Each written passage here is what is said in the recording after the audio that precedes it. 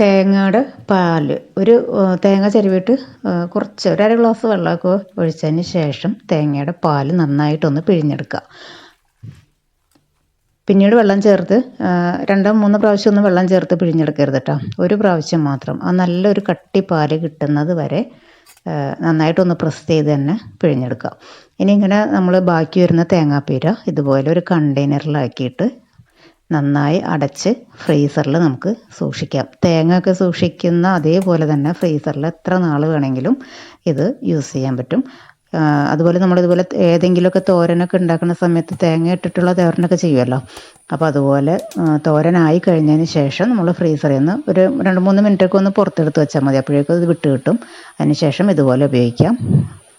അപ്പോൾ തേങ്ങയുടെ ഒരു പാലൊക്കെ നമ്മൾ പിഴിഞ്ഞെടുത്തത് കൊണ്ട് തന്നെ തേങ്ങാപ്പീരയ്ക്ക് അത്യാവശ്യം നല്ല ടേസ്റ്റും ഉണ്ടാകും. ഇതുപോലെ ഏത് തോരൻ്റെ കൂടെ നമുക്ക് യൂസ് ചെയ്യാം. തേങ്ങാപ്പീരയാണ് ചേർത്തിരിക്കണമെന്നൊന്നും പറയില്ല. ഫൈബർ കണ്ടൻറ്റ് ഒരുപാട് അടങ്ങിയിട്ടുള്ള തേങ്ങയുടെ പീര നമ്മൾ വെറുതെ വേസ്റ്റാക്കി കളയാതെ നമുക്ക് ഇതുപോലെ ഉപയോഗിക്കാം. അപ്പോൾ ഇതുവരെ ചെയ്യാത്തവർ ഇതുപോലെ ഒന്ന് ചെയ്തു നോക്കിക്കോട്ടോ. നല്ലൊരു ടിപ്പാണ്.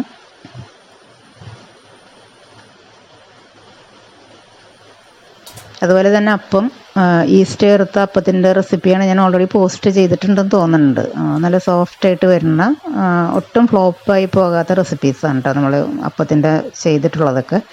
അപ്പോൾ അതുപോലെ അപ്പം ഇങ്ങനെ ഒരു സൈഡിൽ റെഡി ആയിക്കൊണ്ടിരിക്കുന്നുണ്ട്. അപ്പോൾ ഇതുപോലെ സോഫ്റ്റ് അപ്പത്തിൻ്റെ കൂടെ പലർക്കും തേങ്ങാപ്പാലൊക്കെ ചേർത്ത് കഴിക്കാനായിട്ട് ഇഷ്ടമുണ്ടാവുമല്ലോ, കുട്ടികൾക്കാണെങ്കിലും ഒക്കെ. അപ്പോൾ അവർക്ക് വേണ്ടിയിട്ട് വെറുതെ തേങ്ങാപ്പാൽ കഴിക്കുന്നതിന് പകരം ഇതുപോലെ ചെറിയ ഉള്ളി നന്നായിട്ടൊന്ന് ക്ലീൻ ചെയ്തെടുക്കുക. അതിന് ശേഷം അത് ചെറുതായിട്ട് നന്നായിട്ട് വാഷ് ചെയ്യണം കേട്ടോ. നന്നായിട്ട് വാഷ് ചെയ്തതിന് ശേഷം ചെറിയ പീസാക്കി ഇതുപോലെ കട്ട് ചെയ്യുക. എല്ലാം കട്ട് ചെയ്തതിന് ശേഷം പാൻ വെച്ച് ചൂടാകുമ്പോൾ നമ്മൾ കുറച്ച് നെയ്യ് ചേർത്ത് കൊടുക്കുന്നുണ്ട്. ഇത് നെയ്യിൽ മാത്രമേ ചെയ്താലേ ടേസ്റ്റ് ഉണ്ടാവുള്ളൂ കേട്ടോ. അപ്പം നെയ്യ് ചേർത്തതിന് ശേഷം ഇതുപോലെ ഉള്ളി ചേർത്ത് കൊടുക്കുക. നന്നായിട്ടൊന്ന് മൊരിയിച്ചെടുക്കുക. മൊരിയിച്ചെടുക്കുമ്പോഴും പ്രത്യേകം ശ്രദ്ധിക്കണം, ഒരുപാട് കരിഞ്ഞു പോകരുത്, നല്ലൊരു ടേസ്റ്റിൽ കിട്ടുന്നവരെ. അതിനുശേഷം നമ്മളുടെ നേരത്തെ റെഡിയാക്കി വെച്ച തേങ്ങാപ്പീരയിൽ നിന്നും ഒരു പിടി തേങ്ങയുടെ പീര കൂടി ചേർത്ത് കൊടുത്തിട്ടുണ്ട് കേട്ടോ. അതിനുശേഷം ആ ചൂടോടുകൂടി തന്നെ നമ്മുടെ തേങ്ങാപ്പാലിലേക്ക് ചേർത്ത് കൊടുക്കാം. അപ്പോൾ തേങ്ങാപ്പാലും ചെറുതായിട്ടൊന്ന് ചൂടായി കിട്ടും. പിന്നെ ഒരു തരി ഉപ്പ് കൂടി ഞാൻ ചേർത്ത് കൊടുത്തിട്ടുണ്ട്. ഇനി എല്ലാം കൂടി നന്നായിട്ടൊന്ന് മിക്സ് ചെയ്യാം. അപ്പോൾ ഇതുപോലെ അപ്പത്തിൻ്റെ സോഫ്റ്റായിട്ടുള്ള അപ്പത്തിൻ്റെ കൂടെ ഒഴിച്ച് കഴിക്കാൻ പറ്റുന്ന, കുട്ടികൾക്കും വലിയവർക്കൊക്കെ കഴിക്കാൻ പറ്റുന്ന നല്ലൊരു തേങ്ങാപ്പാലിൻ്റെ റെസിപ്പിയാണ് കേട്ടോ. അത് ട്രൈ ചെയ്ത് നോക്കുക. ഇനി ശർക്കരപ്പാനിയൊക്കെ ഉണ്ടാക്കി ഫ്രിഡ്ജിൽ സൂക്ഷിക്കുന്നവരാണെങ്കിൽ ഇതുപോലെ പാനി ആക്കിയതിന് ശേഷം ആ ചൂട് നന്നായിട്ട്, ഒട്ടും തന്നെ ചൂട് പോകുന്നതിന് മുമ്പായിട്ട് തന്നെ നന്നായിട്ടൊന്ന് അരിച്ചെടുത്ത് വെക്കാം കേട്ടോ. ഈ ഒരു ടൈമിൽ അരിച്ചെടുത്താൽ മാത്രമേ ഇത് നല്ല ക്ലിയർ ആയിട്ട് കിട്ടുള്ളൂ. നമ്മൾ ചൂടാറിയതിന് ശേഷം അരിച്ചെടുക്കുക എന്ന് വെച്ചിട്ടുണ്ടെങ്കിൽ ഇത് അരിപ്പിൽ നിന്ന് ഒട്ടും ഇങ്ങനെ തട്ടിയാലൊന്നും പോരില്ല. അപ്പോൾ ചൂടോടുകൂടി തന്നെ അരിച്ചെടുക്കുക. പിന്നീട് നമ്മൾ ചൂടാറും വരെ വെയിറ്റ് ചെയ്താൽ മതി. അല്ലാതെ പാനി ഉണ്ടാക്കിയ പാത്രത്തോടു കൂടി തന്നെ നമ്മൾ ചൂടാറാൻ വെയിറ്റ് ചെയ്തിട്ടുണ്ടെങ്കിലാണ് ഞാൻ പറഞ്ഞതുപോലെ നേരത്തെ ബുദ്ധിമുട്ടുണ്ടാവും, അത് അരിച്ചാൽ കിട്ടില്ല. അപ്പോൾ അതുകൊണ്ട് ഇതുപോലെ അരിച്ചെടുത്തതിന് ശേഷം ഒന്ന് അടച്ചു വയ്ക്കുക.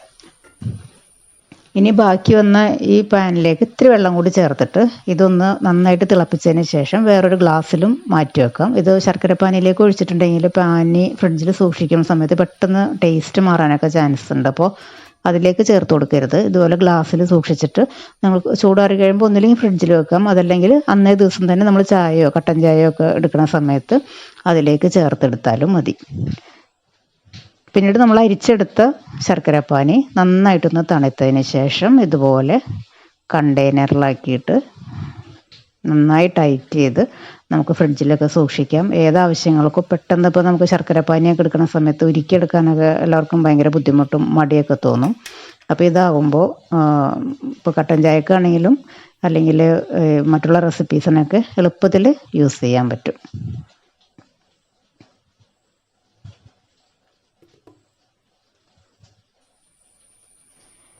ഇനി ഇതുപോലെ ഗ്യാസ് സ്റ്റോപ്പ് നമ്മൾ ഓരോ കുക്കിങ്ങൊക്കെ കഴിഞ്ഞതിന് ശേഷം ഒരുപാട് അഴുക്കൊക്കെ ഇതിൽ വീണിട്ടുണ്ടാകും.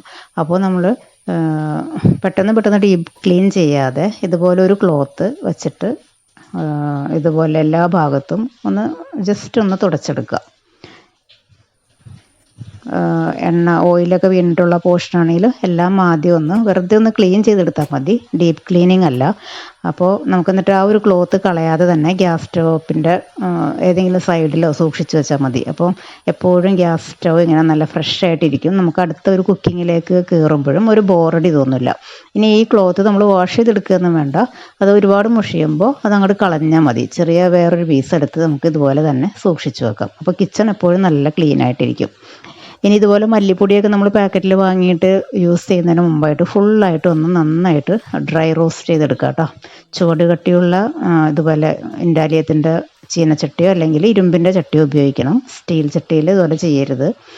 അങ്ങനെ നന്നായിട്ട് ഇപ്പോൾ കിച്ചണിൽ നല്ലൊരു സ്മെല്ലാണ് കേട്ടോ. ഇതിങ്ങനെ ഒരു ചൂടായി വരുമ്പോൾ അതിൻ്റെ ഒരു കളറ് ചെറുതായിട്ടൊന്ന് ചേഞ്ച് ആയിട്ട് നന്നായിട്ട് റോസ്റ്റ് ചെയ്ത് വെക്കാം. അപ്പോൾ നമുക്ക് കറികളിലൊക്കെ ഇടുന്ന സമയത്ത് നമ്മൾ കരുതും അപ്പോൾ ചൂടാക്കിയാൽ പോരെയെന്ന് കരുതും. പക്ഷേ ഇങ്ങനെ ചൂടാക്കി വെച്ചിട്ട്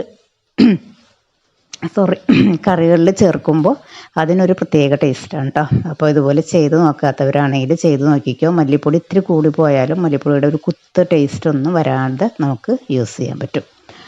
ഇനി ഇതുപോലെ ഒരു പാത്രത്തിൽ ഒരല്പം വെള്ളം തിളപ്പിക്കാൻ വെച്ചിട്ടുണ്ട്. അതിലേക്ക് ഒരു ഇത്തിരി വാഷിംഗ് പൗഡറും ഇതുപോലെ ഇത് ഓൾ സ്പൈസിൻ്റെ ഇലയാണ്, നല്ല സ്മെല്ലാണല്ലോ ഇതിന്. ഇതും കൂടി ചേർക്കുക, ഒരു നുള്ളുപ്പും കൂടി ചേർത്ത് നന്നായിട്ടൊന്ന് തിളപ്പിക്കുക കേട്ടോ.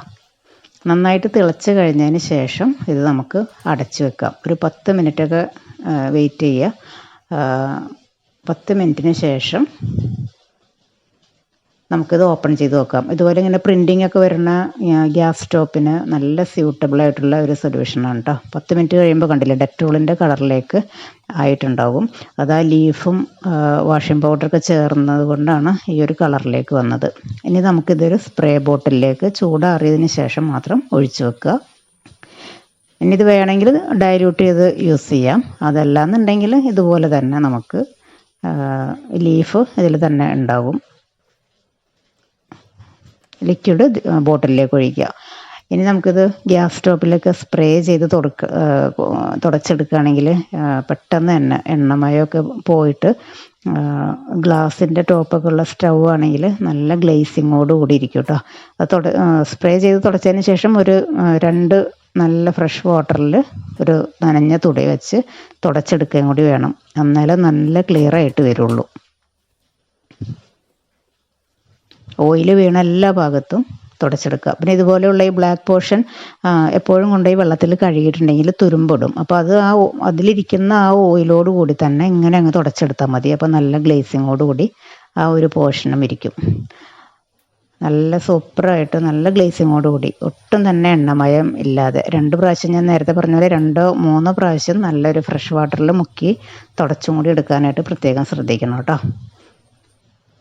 അപ്പോൾ ഈ ടിപ്സൊക്കെ ഒന്ന് ട്രൈ ചെയ്ത് നോക്കുക. വീഡിയോ ഇഷ്ടപ്പെടുകയാണെങ്കിൽ ഒന്ന് സപ്പോർട്ട് ചെയ്തേക്കണം കേട്ടോ. Thank you.